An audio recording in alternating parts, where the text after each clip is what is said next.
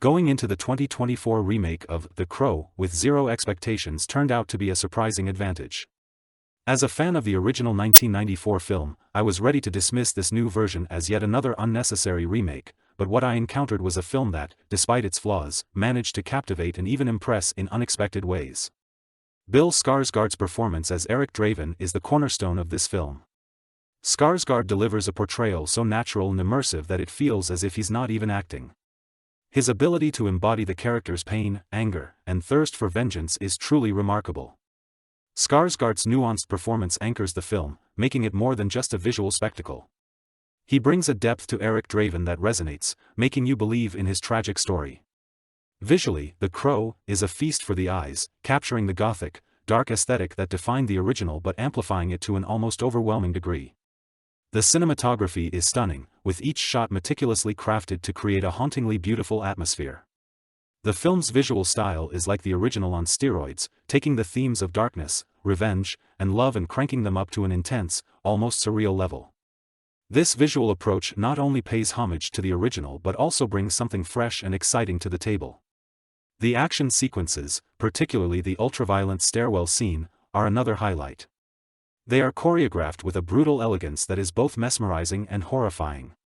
However, the violence, while visually impressive, sometimes feels gratuitous, especially when the emotional stakes are unclear.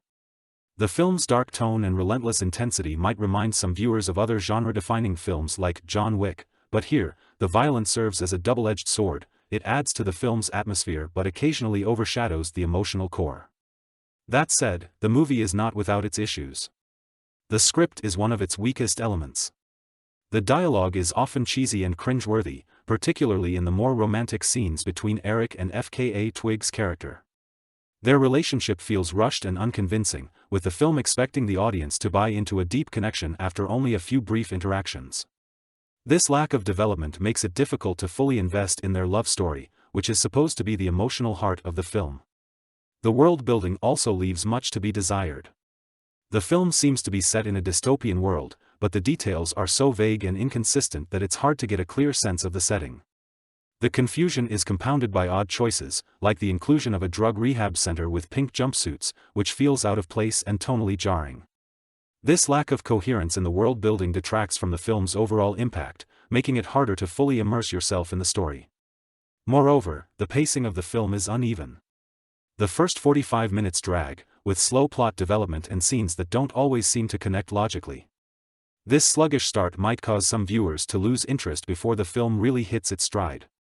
When the action finally picks up, the movie becomes much more engaging, but the slow beginning is a hurdle that could have been avoided with tighter editing and a more focused narrative. The music, while effective in some scenes, is another mixed bag. The soundtrack is supposed to enhance the emotional weight of the film, but it often feels disconnected from the visuals. Some tracks fit perfectly with the dark, gothic vibe, while others seem out of place, pulling you out of the experience rather than drawing you in. Despite these flaws, The Crow has moments of brilliance. The dark, gothic vibes and some of the action scenes stand out as genuinely compelling.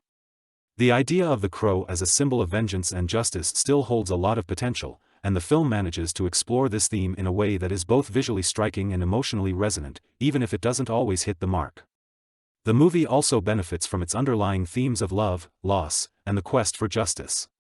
These themes, while sometimes overshadowed by the film's more sensational elements, give the story a depth that lingers after the credits roll.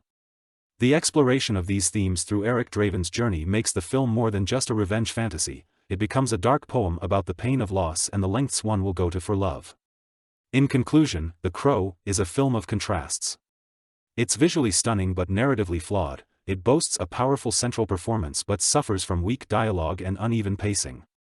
It's a film that will likely divide audiences. Those who can overlook its shortcomings may find a lot to admire, while others might be put off by its inconsistencies. However, for fans of the original and those who appreciate dark, atmospheric cinema, it's worth a watch. Bill Skarsgård's performance alone is reason enough to give this movie a chance, and while it may not surpass the original, it stands as a respectable entry in the franchise.